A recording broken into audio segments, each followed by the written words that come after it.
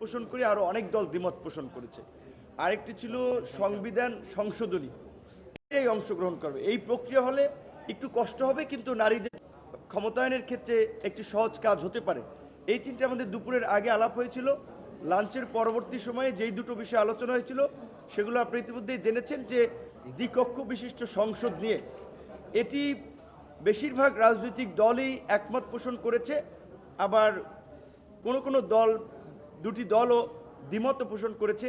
কিন্তু আমরা মনে করি যে বেশিরভাগ যদি ঐক্যমতে পৌঁছায় সেক্ষেত্রে আমাদের সেই জায়গায় যাওয়া উচিত।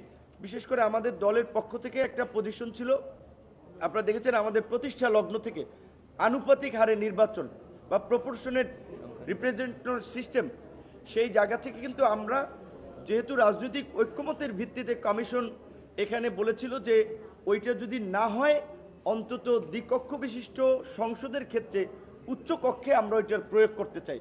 আমরা আমাদের দলীয় পজিশন থেকে জাতীয় ঐক্যের স্বার্থে আমরা সেটাতে একমত পোষণ করেছি। এখন আমরা এই জায়গায় আছি। যদি আগের মতো পুরানো সিস্টেমের ইলেকশন হয় তাহলে আমরা সেটা সংখ্যানুপাতিক পদ্ধতিতে চাই পুরোটা, আর দ্বিকক্ষ বিশিষ্ট সংসদ নির্বাচন হলে অন্তত আমরা উচ্চ কক্ষে সংসদ প্রাপ্ত ভোটের অনুপাতে আমরা প্রতিনিধিত্ব চাই। সেক্ষেত্রে কমিশনের যে প্রস্তাবিত 50% আপনার সিভিল সোসাইটি ওরিয়েন্টেড একটা সিস্টেমের কথা বলা হয়েছে, কিংবা 50% রাজনৈতিক দল, এইটা হলে আরও দলবাজি বাড়বে, সিভিল সোসাইটি বলে কিছু থাকবে না। সেই জায়গা থেকে আমরা বলেছি এটা রাজনৈতিক দলগুলোর উপরে ছেড়ে দেওয়া উচিত, কিংবা যদি করতে চায় সেটা 20 থেকে 30% হতে পারে। সর্বশেষ প্রধান বিচারপতি নিয়োগের ক্ষেত্রে যে বিষয়টি নিয়ে আলোচনা হয়েছে, আমরা আমাদের জায়গা থেকেও মতামত দিয়েছি যে একজনকে যদি ফিক্স করা হয় সেই ক্ষেত্রে নানান ধরনের সমস্যা তৈরি হতে পারে। ধরেন একজনের চাকরির বয়স আছে 2 মাস, সে অবসর যাবে 2 মাস পরে, তো 2 মাসের জন্য একজনকে প্রধান বিচারপতি নিয়োগ দিয়ে আবার আরেকজনকে আবার নিয়োগ দেওয়ার একটা প্রক্রিয়া আবার কয়েকদিন পরে শুরু করা লাগবে। কিংবা যোগ্যতার ক্ষেত্রেও 19-20 তো হতে পারে, সবাই যোগ্য, তারপরেও সেখানে গুড বেটার বেস্ট বলে একটা শব্দ আছে। সেই জায়গা থেকে আমরা বলেছি অন্তত জ্যেষ্ঠতার ভিত্তিতে আপিল বিভাগের জ্যেষ্ঠতম 2 জন বিচারপতি থেকে রাষ্ট্রপতি একজনকে অ্যাপয়েন্টমেন্ট করবে। এই প্রক্রিয়াটার সাথে আমরা একমত, এবং আরও অনেক দলও একমত পোষণ করেছে, 2-1টি দলও দ্বিমত পোষণ করেছে।